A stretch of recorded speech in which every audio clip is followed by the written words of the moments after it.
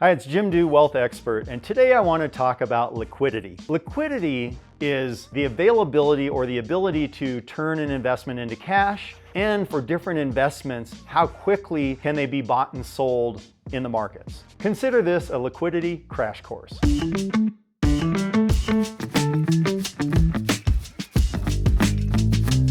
Understanding liquidity. Liquidity refers to the ease with which an asset or security can be bought or sold in the market without significantly affecting its price. So think about markets where things buy and sell very easily in large numbers. That's where they're easily turned into cash versus something that's very hard to turn into cash. Here's 5 things you should know about liquidity. Number 1, liquidity is crucial for the smooth functioning of financial markets. It enables investors to enter and exit positions quickly and at a fair price. If the markets aren't moving efficiently in that way, you could get stuck holding something for a long time, or it could be sold or bought at a price that's unfair. 2, adequate liquidity helps reduce the risk of price fluctuations and market volatility. You can imagine if markets are moving dramatically in different directions and you can't get out of a position, how that could hurt you. Number 3, liquidity is essential for companies to meet their short-term financial obligations. So any company has to have the ability to use cash to pay for things that are unexpected. No different than in your life, if your car breaks down and you don't have the cash or the ability to get money to pay for that, that creates a problem. Same thing is true of companies. Measures of liquidity. Trading volume. In financial markets, the trading volume of an asset is an indicator of its liquidity, with higher volumes suggesting better liquidity. That means when there's a lot of people buying and selling, it makes the market more efficient and things can buy and sell with great ease. Bid-ask spread. The bid-ask spread represents the difference between the highest price a buyer is willing to pay and the lowest price a seller is willing to accept. Narrow spreads indicate higher liquidity.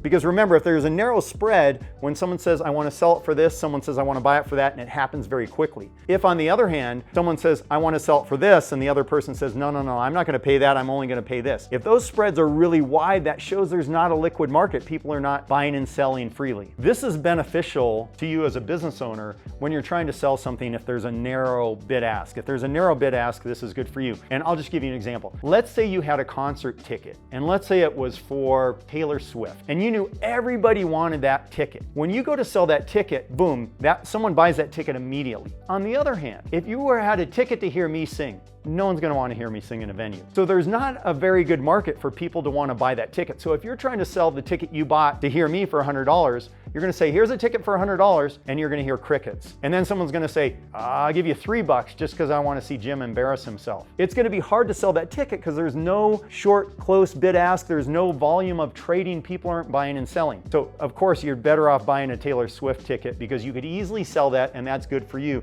And that means there's a small bid ask because there are a lot of people who are buying and selling that ticket. Let's discuss some of the factors affecting liquidity. Asset type. Different asset classes have varying degrees of liquidity. For example, cash is highly liquid while real estate may take longer to sell.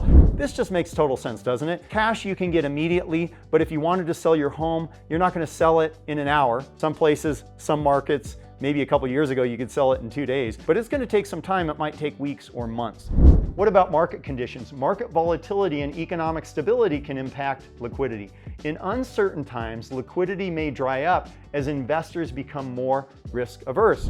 So if you're trying to sell your stock and the market's plummeting, it may be harder if that's a stock that doesn't have a lot of volume. So market conditions can impact your ability to have a liquid event. Company performance. A company's financial health, profitability, and credit worthiness influence its liquidity position. So obviously a more established company that's well known, a great brand that's been around for a while, that's going to have more liquidity if you're buying and selling than some brand new company no one has heard about. That just makes sense. What are the benefits of high liquidity? Number 1, lower transaction costs. High liquidity results in narrower bid-ask spreads, reducing the cost of buying and selling assets.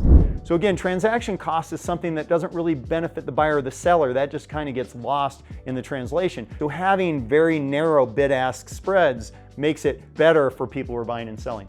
Number 2, flexibility. Investors with liquid assets can swiftly reallocate their investments. So if you're stuck in investments and you want to move and change your allocation, you can't do it very easily. But if they're liquid and easy to buy and sell, then you can reallocate as you wish.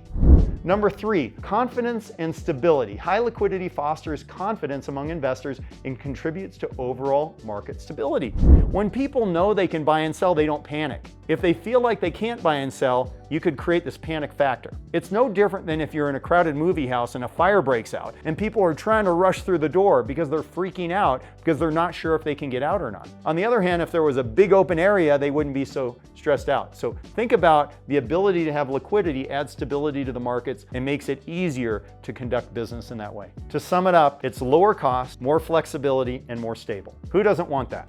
Let's talk about the risks of low liquidity.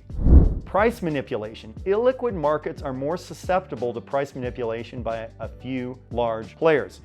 In an efficient market, you don't have to worry about that. But let's say, for example, I'll use an example of Patrick Mahomes. You had a football that Patrick Mahomes had thrown a touchdown in a Super Bowl. There are only so many of those footballs. It's not a liquid market. People are not buying and selling that Super Bowl touchdown football from Patrick Mahomes the way you would see someone selling in an efficient market. So if you have that football, you can enact a price that's unfair because you can just say, I'm just going to wait till someone wants it so badly, they're going to pay some ridiculous price for this football. So now you're losing control because someone has that control of that one very small illiquid market.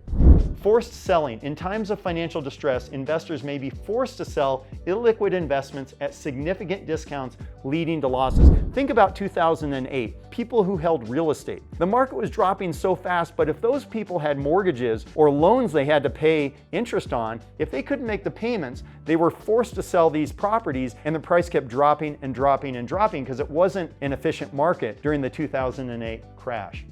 Limited options. Lack of liquidity can limit investment choices and make it challenging to exit positions promptly. So if there's no liquidity and you want to get out, you can't get out. So that means you can't move on to something else and you're kind of stuck until that investment hopefully turns around and gets better. So ultimately, what does low liquidity do to you? Low liquidity can cause higher expense, inflexibility, and instability. Any one of those could destroy a business.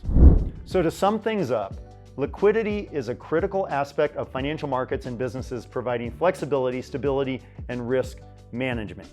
Whether it's your personal life or your business or the way you invest, you want to pay attention to liquidity because it has all these impacts on you and your life and your investments.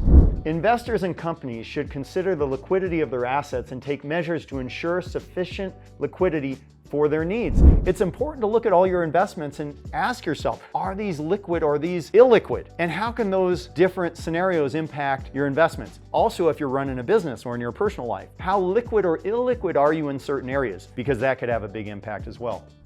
Monitoring and understanding liquidity are essential for making informed financial decisions.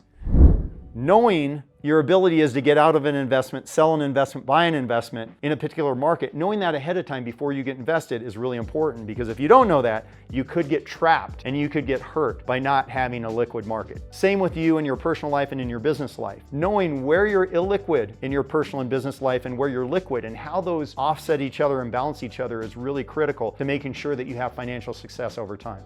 I hope now you can see why liquidity is so important to investors, to businesses, to you in your personal life. All those areas you need to consider liquidity. Thank you for watching. I hope you enjoyed it, and I hope you subscribe.